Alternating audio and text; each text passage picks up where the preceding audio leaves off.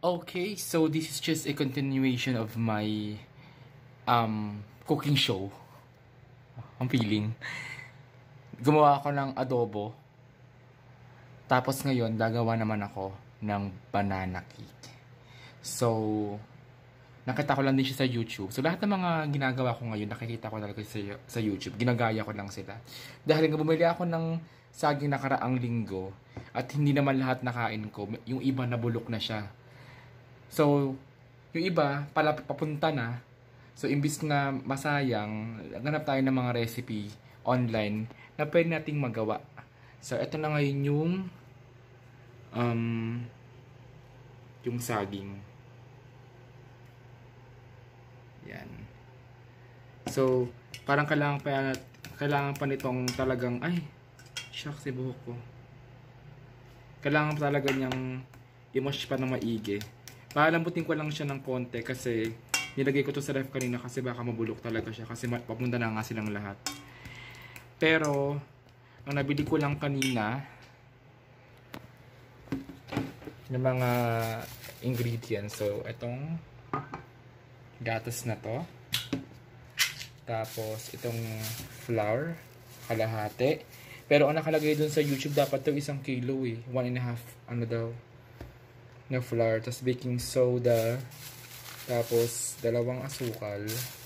Tsaka 1 vanilla extract. So, kompleto na yan. Pero, kailangan ko pang dagdagan ng 1 kilo. 1 kilo pa talaga kailangan?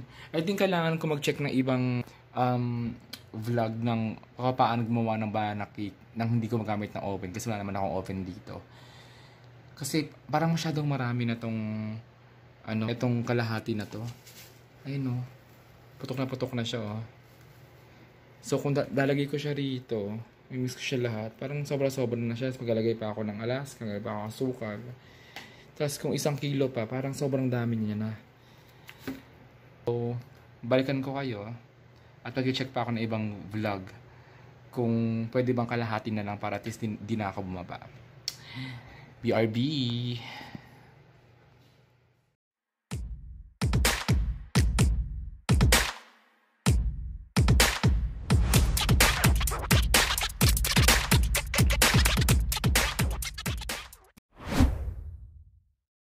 Okay, so I don't need to go down anymore.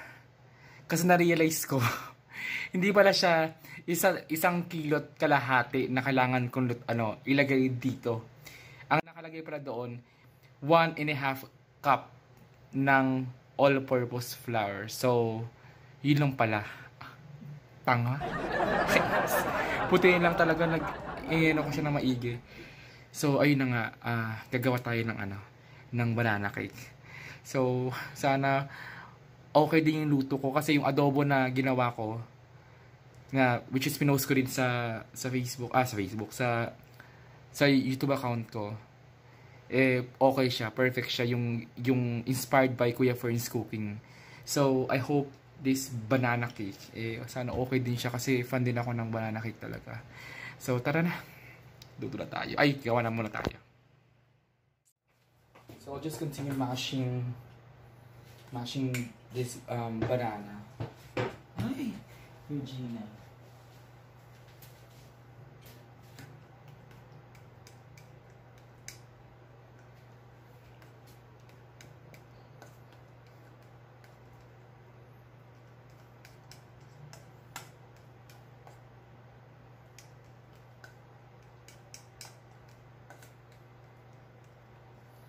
So, kailangan talaga siya. Hindi ko siya maipino kasi wala naman tayong tawag dito. Mga equipment na panghalo talaga. So, we're doing it in a primitive way.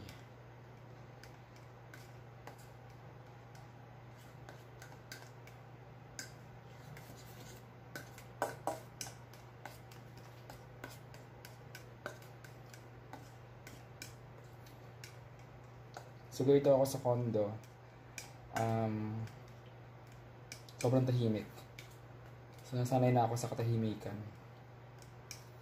But for sure, sa mga gabalak na manood nito, baka maboard kayo, so lagyan natin ng sound para naman ma-enjoy niyo.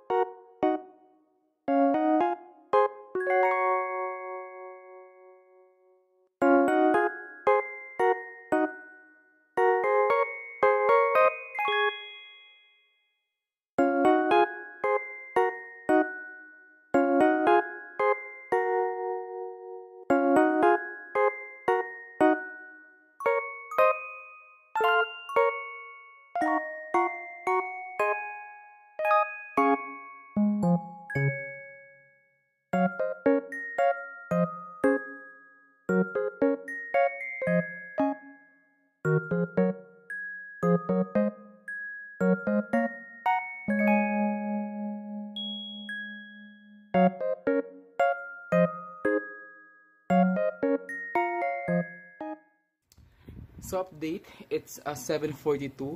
Sinalang ko yung tawag ito, yung banana cake na mga around 6:17. So more than 1 hour na siya, hindi pa rin siya naluluto.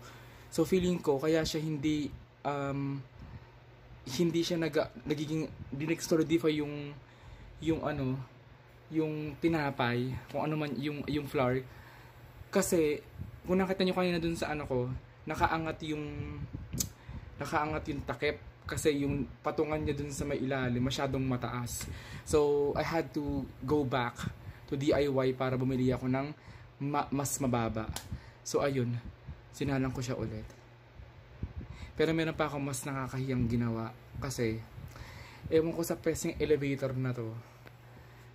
Pag akyat ko, bilang bumukas, ako namang si tanga, labas din agad. Tapos dire-diretso ako. Kung saan yung location ng ng unit ko, doon din ako dumiretso. Tapos hanggang sa binubuksan ko yung pintuan, sa realize ko ayaw niya. Tapos pagtingin ko, pag-check ko, nasa second floor pala ako. Nakakahiya. Tapos nagmadali na lang akong umalis. Tapos inaano ko talaga yung elevator ko sa bumukas agad siya. Bumukas naman din agad. Pero alam kong may tao doon kasi yung ilalim nung nung pintuan niya, meron siyang parang, hindi ko alam sa tawag sa ganun, basta parang pang cover para iwas ingay siya kaalikabok. Yun. Sumaba lang ako, imbes na dumiretso ako sa unit ko, dumiretso muna ako sa guard. Nagsabi ako sa kanya na if in any case na may lumapit doon sa mismong unit na yon, pakasabi lang na nagkamali ako. Kaya talaga ako bigla. Kaya pa na-realize ko, pagbukas ko nung paglabas ko, dun sa may parang 4-5, unit 4-5 something, nagulat ako kasi may tao. Dun naman sa area ko na to, wala pang nakatira. Taka ako, sabi ko, parang may tao na rito. Tapos pag-check ko ng bahay, syempre alam mo na, Martes tayo. Chinek ko agad na mabilisan yung tawag dito, yung bahay. Ang dami na meron na siyang ganyan din. May overhead cabinet na siya. As puno na talaga. In just a second, nakita ko lahat ng buong bahay niya. Kaya taka ako, bakit? Sabi ko, parang So, ako naman, dire-diretso. Tapos, ayun.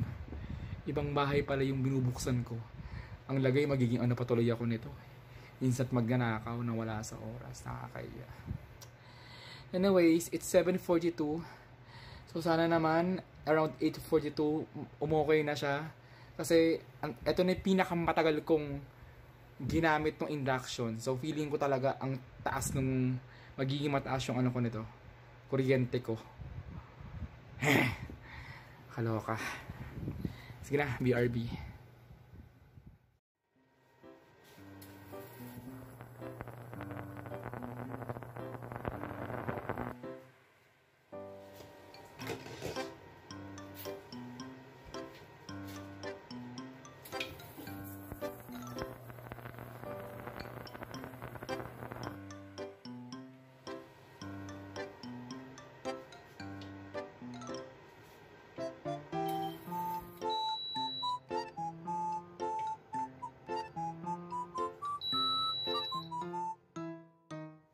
Ayun na siya. Naluto din. Kagawa ka. Ano siya tanggalin?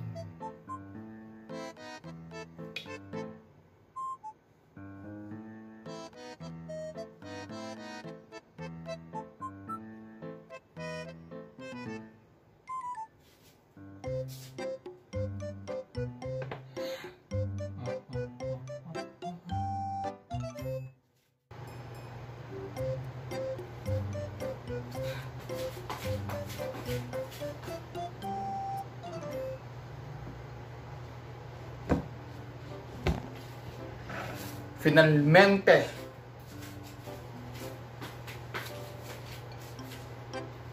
Dapat ako ng siyam-siyam. Ayun na siya.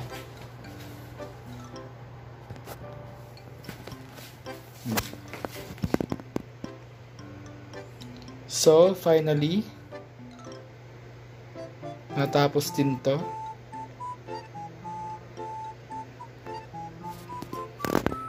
Kala ko, abuti pa tayo ng rapture eh. So, ang gagawin ko ngayon, kailangan ko siyang isalin. Paano siya isalin? Ano ko na.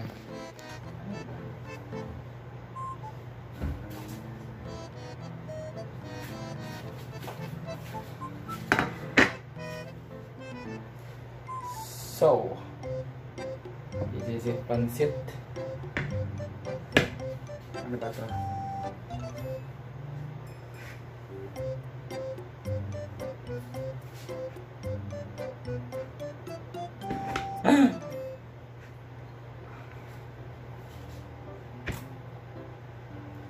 You know? Woo! Look at that! What a beauty! Oh. My gosh.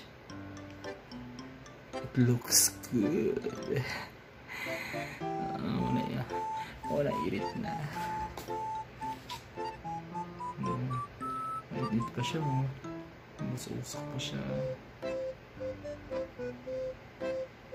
Tikpan na natin.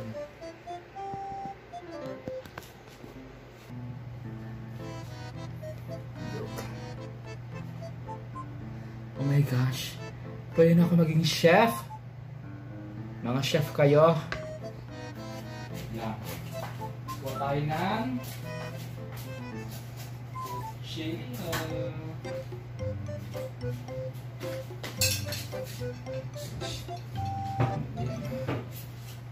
It looks good on the outside, but I'm not sure sa inside kung may lasa ba siya.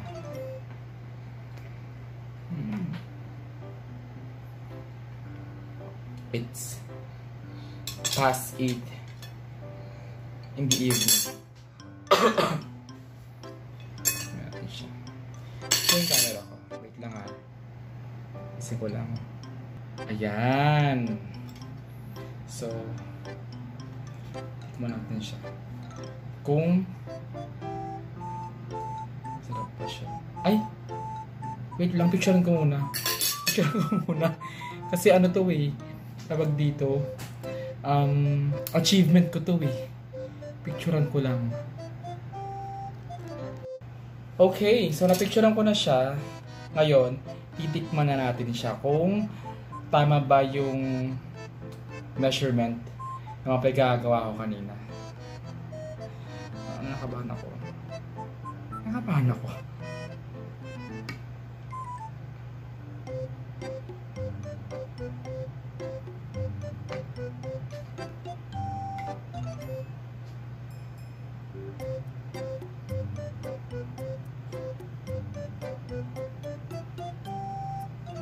Oh, look. Hindi siya nag-ano. Ayan.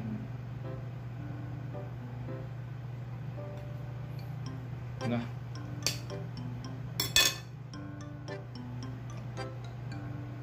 Hindi ko to aanuhin ha. Talagang kung ano talaga yung lasa niya. Kung masarap pa siya o hindi.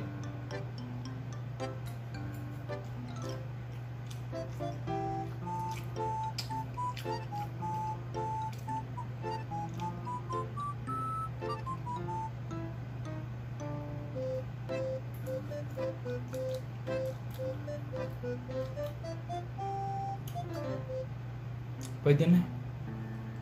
I mean, masarap siya. Hindi siya ganun katamis. Hindi din siya maalat. Baka na kayo.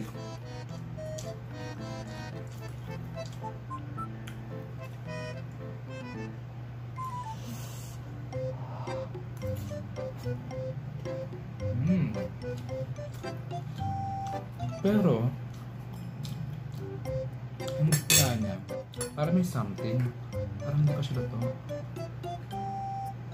Para siyang may, alam sa donut, yung, ang tawag dun, yung sa gitna niya. Pero masarap. Pakita ko sa inyo. Ay, kabayo.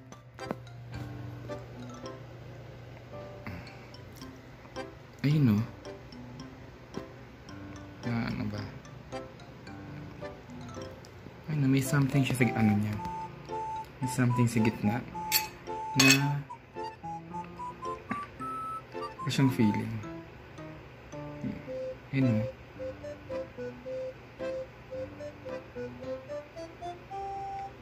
Diba? Kakaiba.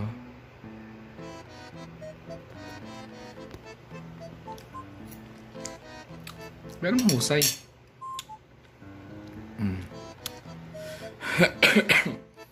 So, ang ating nagawa katapos ng ilang oras pagkaantay, I would highly suggest if you guys are gonna use yung mga typical na lutuan, like yung mga ganong kalalaki, mga tawag sa ganon, parang srola, kailangan yung patungan ninyo is mababa, dahil kung hindi, matutulad kayo sa akin. Buti na lang bukas pa yung DIY, or else wala, bakit tapon lang ako ng ng pera tsaka ng effort.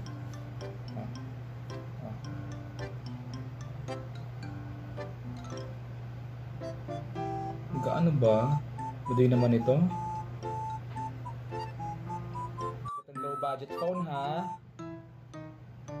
Ayaw mag... Ayaw mag... Ayaw po ko.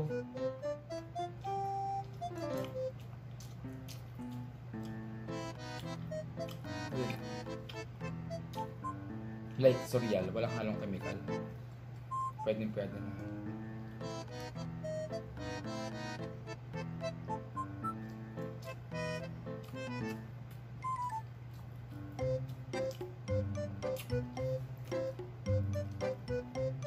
Ito na yung dinner ko.